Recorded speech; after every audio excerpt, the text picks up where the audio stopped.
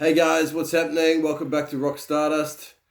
Today we're going to look at Deep Purple's comeback album, Perfect Strangers, but more importantly, where they recorded it. Okay, so Stowe, Vermont.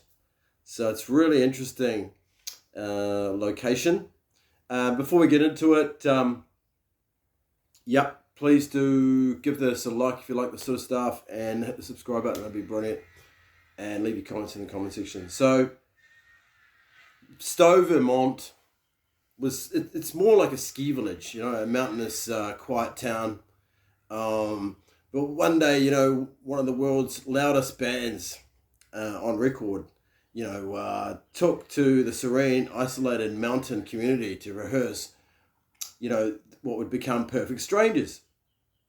The venue was actually perfect for the band, as Roger, said, the locals didn't really give a damn who we were.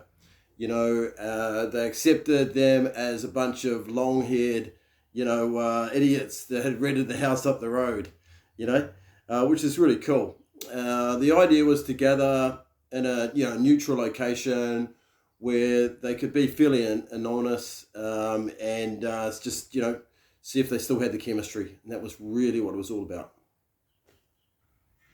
The chemistry was there pretty much after a few minutes of jamming. The band really felt it, that they really still had it.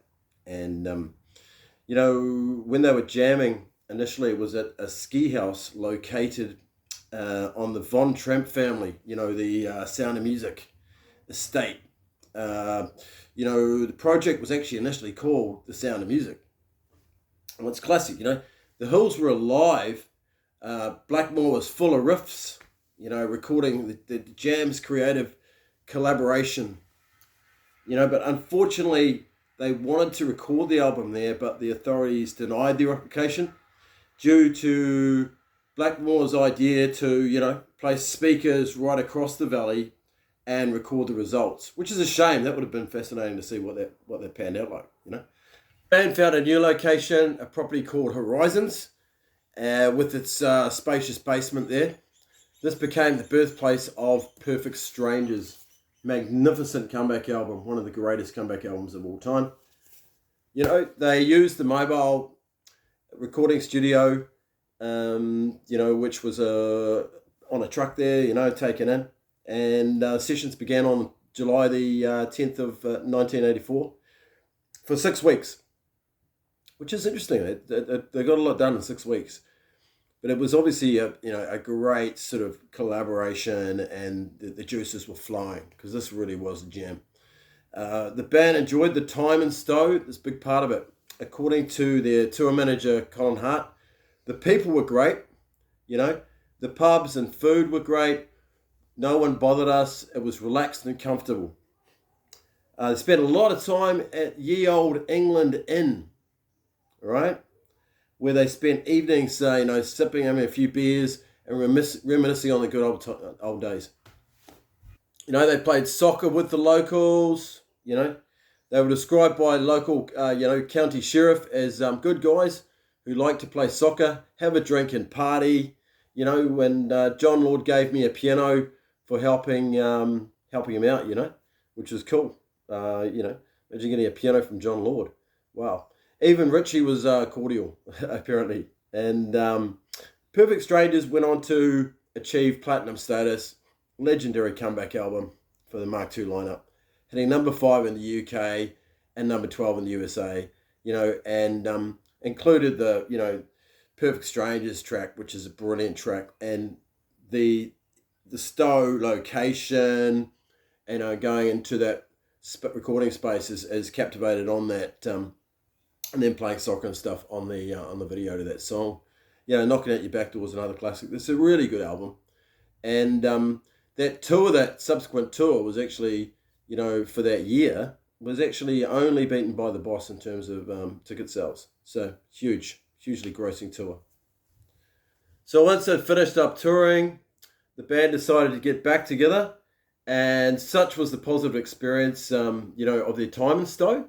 They went back there to record the House of Blue Light, right? and that was in December 1986. They set up at the Stowe Playhouse, using the mobile studio again, and rehearsing at the local golf club even. Imagine going to the golf club. Deep Purple rehearsing at a golf club, just bizarre. Unfortunately this time the fresh green mountains and peace had become even more icy cold with Richie at war with the band. So this is where it shifted. Unfortunately, the good vibes didn't last too long. But, for Stowe, hosting one of rock's most legendary bands created a new chapter in the town's history. And many rock enthusiasts do visit that area in Vermont, Stowe, to see these locations. Such was that legendary status of the albums made there with Deep Purple. But, at the end of the day, the House of Blue Light, to me, has grown over the years. And I think Bad Attitude is a fantastic track. I'd love to have had that. That would have fitted perfectly on Perfect Strangers. But there were some other good tracks on the album as well. And, what's a real shame is that they never really got the chance to kick on during that period and maybe return back to Stowe again and do some more recording. Because, they certainly had a great time there and the music reflected that. And it's just one of those legendary locations that, Deep Purple made in Stowe, which, goes down in the history of rock and hard rock and metal. So, hey, I hope you enjoyed this video today. Just looking at the at that time, between sort of 84 and 86, and look, if you do enjoy this sort of stuff, please do hit the subscribe button. It means a lot to me. It's great for the community. I'll get those videos out to you straight away. And give it a like, and leave your comments in the comment section. That'd be great. We'll catch you next week. Thanks for watching Rock Stardust. Cheers.